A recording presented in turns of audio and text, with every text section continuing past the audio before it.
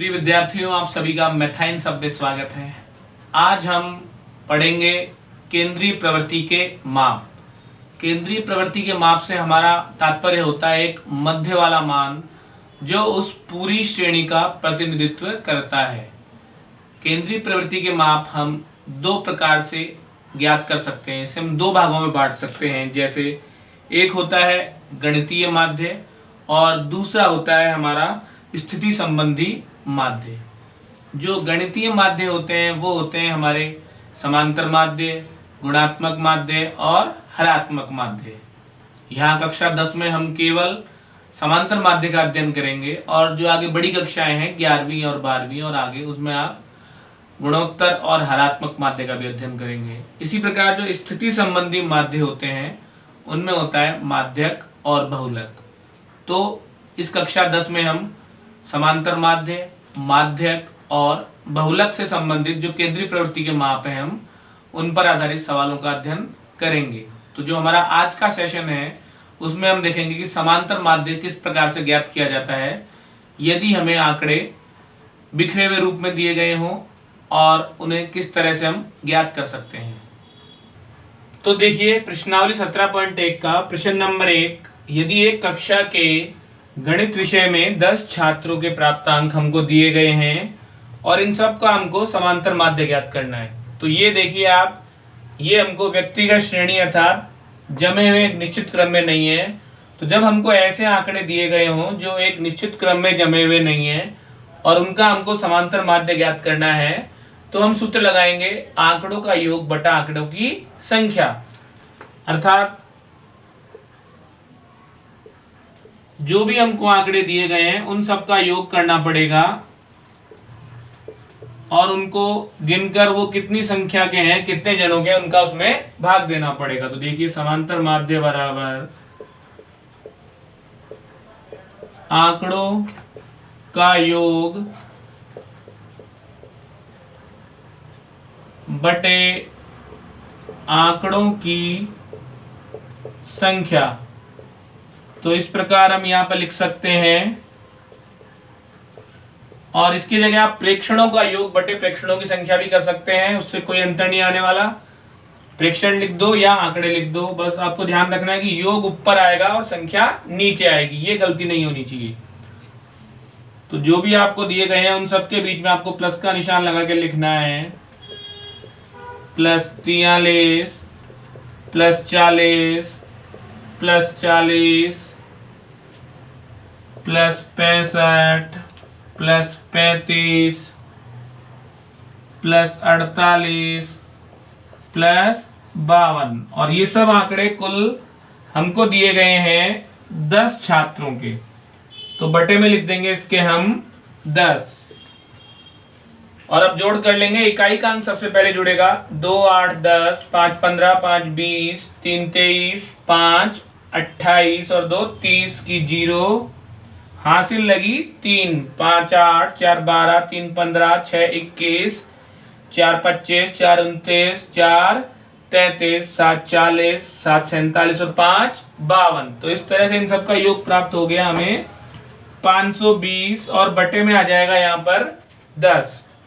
एक शून्य ऊपर है, एक शून्य नीचे है, तो इस तरह से शून्य से शून्य कट जाएगा और प्राप्त हो जाएगा हमें समांतर माध्य 52। तो इस प्रकार से इन सब 10 छात्रों का अगर हम माध्य निकालें कि अंदाजन की लगभग प्रत्येक छात्र को कितने अंक मिले, तो कितने अंक मिले प्रत्येक छात्र को 52, यही कहलाता है समांतर माध्य। इस प्रकार से आप किसी भी आंकड़ों को अगर दिए गए हैं तो आप उनका योग बटे संख्या से ये माध्य ज्ञात कर सकते हैं। अब देखिए प्रश्न नंबर 3 में हमको दिए गए हैं कुछ आंकड़े और उनमें से एक आंकड़ा हमको यहाँ पर देखिए नहीं दिया गया है और हमको इसमें दे दिया गया है समांतर माध्य 4। तो हमको इस जो आंकड़ा हमारा अज्ञात है उसका मान ज्ञात करना है।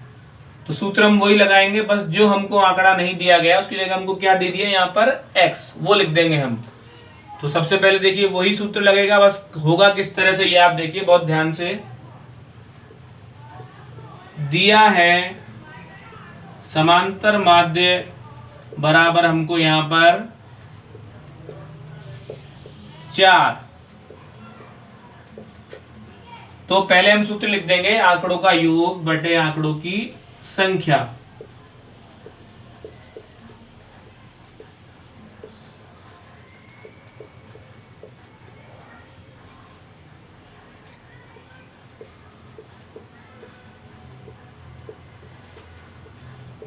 और उसके बराबर में जो हमको माध्य दिया गया है वो हमने लिख ही दिया है यहाँ पर, बराबर में 4। समांतर माध्य के नीचे उसका सूत्र और 4 के नीचे 4। अब आंकड़ों का योग 3 + 4 + 8 + 5 + x + 3 + 2 + 1। और इन सब आंकड़ों को आप गिन लीजिए, कितने आंकड़े कुल? 1 2 3 4 5 6 7 8, कुल 8 आंकड़े हैं यहाँ पर। और अब इनको जोड़ कर लेंगे, 3 और 4 7 और 8 15, 5 20, 3 23, 2 25 और 1 26। 26 + x। अब देखिए यहाँ पर 4 के बटे में कुछ नहीं है तो हम 4 के बटे में लिख सकते हैं 1, क्योंकि संख्या के बटे में अगर कुछ नहीं होता है तो उसके बटे में आप 1 लिख सकते हैं और उसको वज्र गुणा कर सकते हैं। तो 26 + x को जब हम गुणा करेंगे, वज्र गुणा करेंगे, तो ये गुणा होएगा 1 से 26 + x, और 4 गुणा होएगा 8 से, बराबर 4 × 8। बस आपको इसमें ध्यान ये रखना है कि जब आप इसको जोड़ कर रहे हैं, आंकड़ों का योग कर रहे हैं, तो आप कहीं जल्दबाजी में 26x नहीं लिख दें। वो 26x गलत हो जाएगा, क्योंकि 26x का मतलब होता है 26 × x, जबकि यहाँ पर हम क्या कर रहे हैं? सबका जोड़ कर रहे हैं। पक्षांतरण कर देंगे, अब समीकरण बन गया 8 चौके 32, तो 26 इधर आके किसका बन जाएगा? माइनस का। तो इस तरह से x बराबर 32 - 26, तो कितना प्राप्त हो गया? 6। तो इस तरह से अगर आपको किसी भी प्रश्न में समांतर माध्य दिया गया है तो आप जो अज्ञात आंकड़ा है उसका मान ज्ञात कर सकते हैं। अब देखिए प्रश्न नंबर 5 में, एक मासिक परीक्षा में 10 विद्यार्थियों के द्वारा अंग्रेजी में प्राप्त अंकों का माध्य दिया गया है।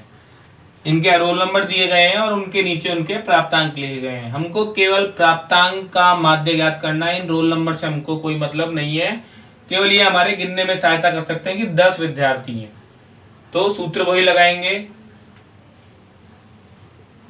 अंकों का समांतर माध्य बराबर लिख देंगे हम वही सूत्र, आंकड़ों का योग बटे आंकड़ों की संख्या।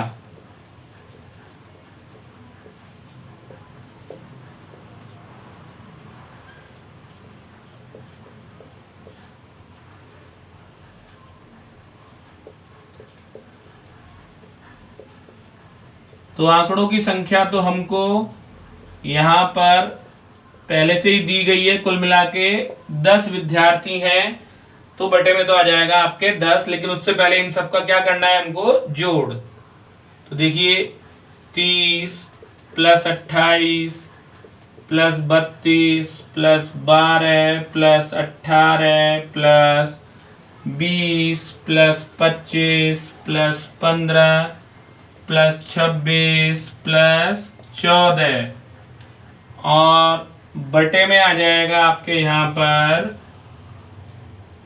10। तो इस तरह से आप इनका जोड़ कर लेंगे। अब इकाई पहले जोड़नी है, 8 और 2 10 और 2 12 और 8 20, 5 25, 5 30, 6 36 और 4 40 की 0 हासिल लगी 4, 5 2 7 1 8 2 10 2 12 13 14 3 17 2 19 और 3 22। तो इस तरह से जोड़ प्राप्त हो गया 220, और बटे में आ गया 10। 10 से 10 कट जाएगा, तो इस तरह से अंकों का समांतर माध्य कितना प्राप्त हो गया हमें? 22 अंक। तो इस प्रकार से इस तरह का कोई भी सवाल आपको दिया गया हो, कैसे भी आंकड़े अगर आपको दिए गए हैं, वो बिखरे हुए हैं, जमे हुए नहीं है, तो आप उनको सूत्र लगाइए सीधा, समांतर माध्य बराबर आंकड़ों का योग बटा आंकड़ों की संख्या, और बस आपसे उसमें भाग देने में गलती नहीं होनी चाहिए, ये ध्यान रखना है, जोड़ में गलती नहीं और फिर भाग देने में गलती नहीं। अब देखिए प्रश्न नंबर 7 थोड़ा अलग प्रकार का है। इसमें हमको दिया गया है कक्षा के वर्ग ए, एक कक्षा है उसके 2 सेक्शन है, उसके वर्ग ए के 25 छात्रों का औसत भार हमको दिया गया है 51 किग्रा, जबकि वर्ग बी के 35 छात्रों का औसत भार दिया गया है 54 किग्रा। तो कुल 60 छात्रों के औसत भार की गणना हमको करनी है। पहले हमको अलग अलग औसत भार दिया गया है, तो देखिए कैसे करना है इस सवाल को। अब वर्ग ए के 25 छात्रों का औसत भार जो हमको दिया गया है यहाँ पर 51 किग्रा। तो इससे हम पहले निकाल लेंगे वर्ग ए के 25 छात्रों का कुल भार, अर्थात आंकड़ों का योग हम निकाल देंगे। तो जो औसत भार है उसको जो आंकड़ों की संख्या है 25, उससे क्या करना पड़ेगा, गुणा करना पड़ेगा। तो 51 गुणा 25 बराबर 25 एकम 25 की 5, हासिल लगी 2, 25 पंजे 125 और 2 हो जाएगा 127। तो इस तरह से हमको प्राप्त हो गया वर्ग ए के 25 छात्रों का कुल भार 1275 किग्रा। इसी प्रकार ज्ञात कर लेंगे अब वर्ग बी के। वर्ग बी में कितने छात्र हैं देखिए 35। वर्ग बी के 35 छात्रों का औसत भार। तो वर्ग बी के 35 छात्रों का औसत भार हमको दिया गया है 54 किग्रा। तो यहां लिख देंगे 54 किग्रा, और इसीलिए वर्ग बी के 35 छात्रों का कुल भार निकाल लेंगे हम। वही सूत्र, आंकड़ों का योग ज्ञात करना है, तो जो औसत दिया हुआ है उसको आंकड़ों की संख्या से गुणा कर देंगे। तो 54 गुणा 35, 35 चौके 140 की 0, हासिल लगी 14, 35 पंजे 175 और 14 189। तो इस तरह से प्राप्त हो जाएगा 1890 किग्रा। तो ये हमको 25 और 35 कुल मिला के देखिए कितने हो गए छात्र, 25 और 35, हाँ 60 छात्रों का अलग अलग हमने भार निकाल लिया। इनको जोड़ के देंगे तो जिससे हमें प्राप्त हो जाएगा कक्षा के 60 छात्रों का कुल भार। इस प्रकार कक्षा के 60, क्योंकि 25 और 35 को दोनों को जोड़ेंगे तो कितना प्राप्त होगा 60 छात्रों का कुल भार बराबर 1275 प्लस 1890। इन दोनों का जोड़ कीजिए फटाफट, देखें कौन करता है सबसे पहले। जोड़ कीजिए, हाँ सब जने करिए जोड़, जल्दी जल्दी करते रहिए जोड़ सब जने। हाँ आप बताइए। ठीक है, शाबाश, बिल्कुल ठीक। 3165 किग्रा प्राप्त हो गया हमें इसका जोड़। अब कुल भार है, हमको क्या ज्ञात करना है, इनका औसत भार। तो जो ये कुल भार प्राप्त हुआ है इसमें 60 का हम क्या कर देंगे, भाग दे देंगे। अतः 60 छात्रों का औसत भार बराबर 3165 में भाग देना है हमको 60 का। तो बहुत आसान तरीका है, 6 का भाग दीजिए और जहां पर भी आपके दशमलव लगेगी उसको एक अंक बाईं तरफ खिसका दीजिए। तो ध्यान देखिए, 6 पंजे 30, 1 बचा 16 हो गया, 6 दूनी 12, फिर 4 बच गए 45, 6 सत्ते 42। अब 45 में से 42 में कितने बचे? 3 बचे, लेकिन कोई आगे अंक नहीं है, तो आप अब यहाँ पे क्या लगाएंगे? दशमलव लगाएंगे। फिर 30 हो जाएगा, 6 पंजे 30। तो जब आपने भाग दिया तो आपका दशमलव लगना था 6 का यहाँ पर, अब 0 और है तो दशमलव लग जाएगा यहाँ पर। इस तरह से प्राप्त हो गया 52.75 किग्रा। ये हमारे उस 60 छात्रों वाली कक्षा का औसत भार है, अर्थात अंदाजा बताएं तो हम एक छात्र का भार हो जाएगा 52.75 किग्रा औसत में। अब देखिए प्रश्न नंबर 8। आपने देखा होगा आपके बड़े भाई बहन विभिन्न प्रतियोगी परीक्षाएं दे रहे हैं, उनमें इस तरह के प्रश्न बहुत आते हैं। जो ये हमारी प्रश्नावली है 17.1, प्रत्येक प्रतियोगी परीक्षा में आपको इस तरह के प्रश्न मिल जाएंगे। खासकर इस तरह का प्रश्न तो मिल सकता है कि 5 संख्याओं का औसत 18 है, यदि एक संख्या हटा दी जाती है तो औसत 16 हो जाता है, तो हटाई गई संख्या ज्ञात कीजिए। इस सवाल को वो बदल के भी दे सकता है कि एक संख्या जोड़ दी जाती है, तो भी हमारे करने का तरीका यही रहेगा। तो पहले हम देखेंगे 5 संख्याओं का औसत हमको दिया गया है 18, तो लिख देंगे हम, दिया है 5 संख्याओं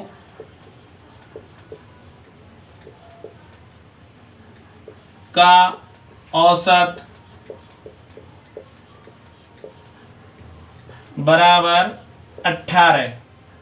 तो अब हम निकाल लेंगे इनका योग, इसलिए इन 5 संख्याओं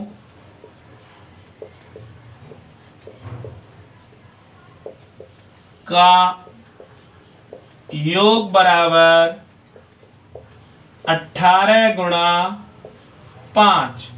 तो 18 को जब हम 5 से गुणा करेंगे तो हमें प्राप्त हो जाएगा इन 5 संख्याओं का योग 90। अब एक संख्या हटा रहे हैं, तो एक संख्या हटाने पर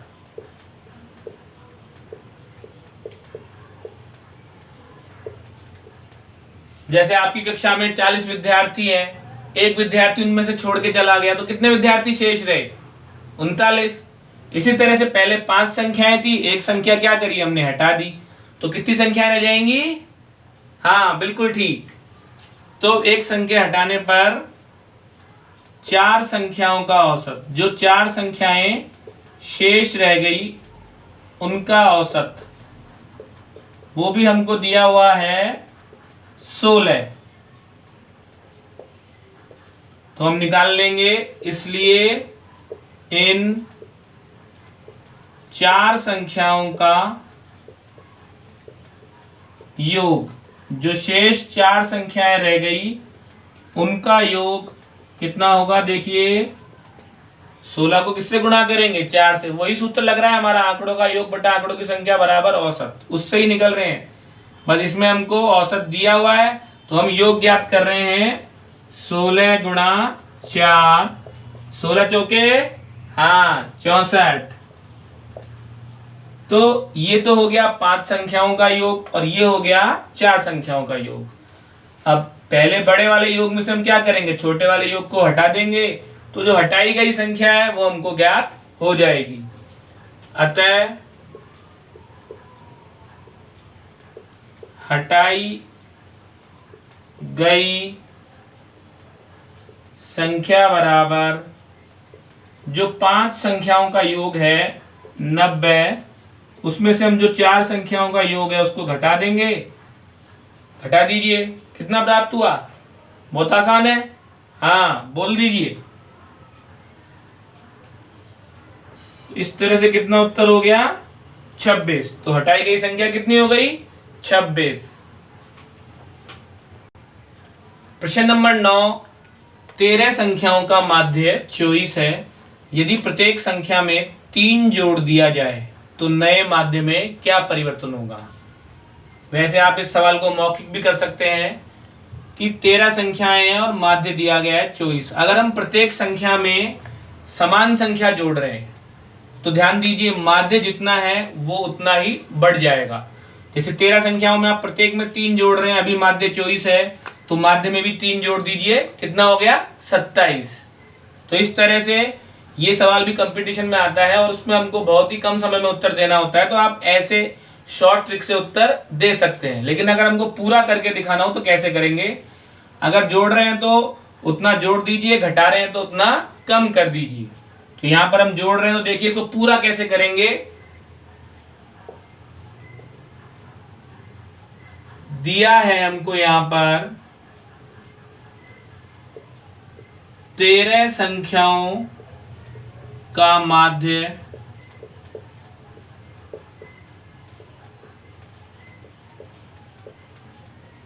बराबर 24।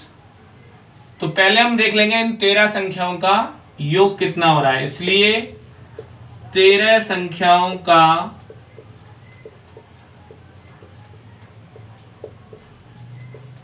योग बराबर वही माध्य को क्या करना है हमको, जो हमारे आंकड़ों की संख्या है 13 उससे गुणा कर देना है। तो कितना प्राप्त हो जाएगा, 24 एक 24 तिया 72 की 2 हासिल लगी 7, 24 से कम 24 और 7 31। तो इस तरह से इन 13 संख्याओं का योग हमें प्राप्त हो गया 312। अब प्रत्येक संख्या में हम कितना जोड़ रहे हैं, 3 जोड़ रहे हैं, अर्थात 3 हमको कितनी बार जोड़ना पड़ेगा, 13 बार। तो 13 तिया कितना होता है 39। तो 39 अगर हम इसमें जोड़ देंगे तो हमें प्राप्त हो जाएगा नया योग।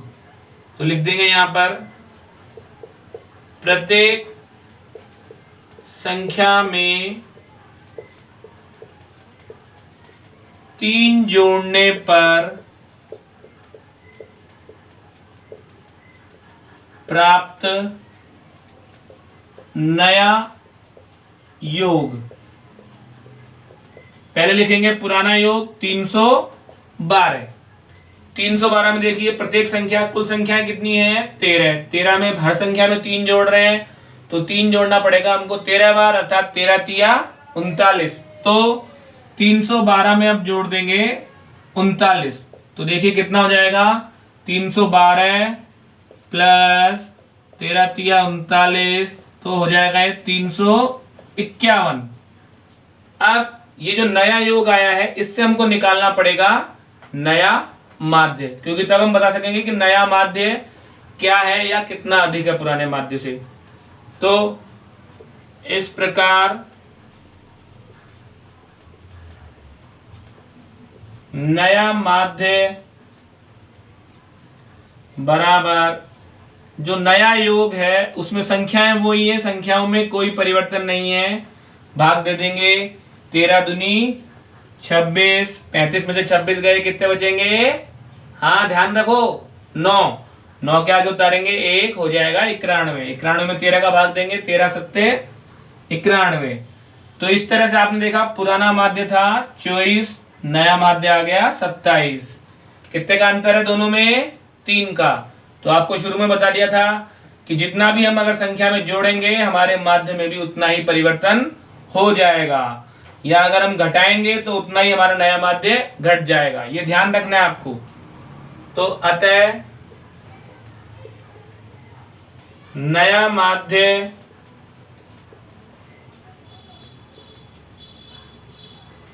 पुराने माध्य से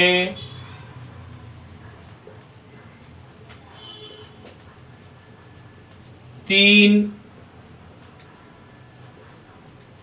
अधिक है। तो इस प्रकार हम ऐसे सवालों को बहुत ध्यान से आसानी से हल कर सकते हैं। और आपको बता दिए उत्तर, आप इसका सवाल देखते ही बता सकते हो। बस आपको अपने 10th बोर्ड में, क्योंकि हमको पूरा सवाल हल करना पड़ता है, इसलिए इस तरह से हल करेंगे। अगर आप NTSC राष्ट्रीय प्रतिभा खुद परीक्षा देते हैं, उसमें ऐसे सवाल आते हैं तो उसमें 4 उत्तर होते हैं, उसमें आप उत्तर देखते ही आपको ध्यान है तो उत्तर पे टिक कर सकते हैं। तो इस प्रकार आज हमने समांतर माध्य सूत्र, आंकड़ों का योग बटा आंकड़ों की संख्या पर आधारित विभिन्न तरह के सवाल हल किए। किसी में हमने माध्य ज्ञात किया, किसी में हमने योग ज्ञात किया, और किसी में हमने हमको अज्ञात एक आंकड़ा गायब कर दिया था तो वो आंकड़ा ज्ञात किया, और जो हमारे दैनिक जीवन है उस पर आधारित सवाल हमने हल किए। तो इस चैनल को आप अधिक से अधिक लाइक कीजिए, शेयर कीजिए, सब्सक्राइब कीजिए ताकि अधिक से अधिक लोगों को इसका फायदा मिल सके। धन्यवाद।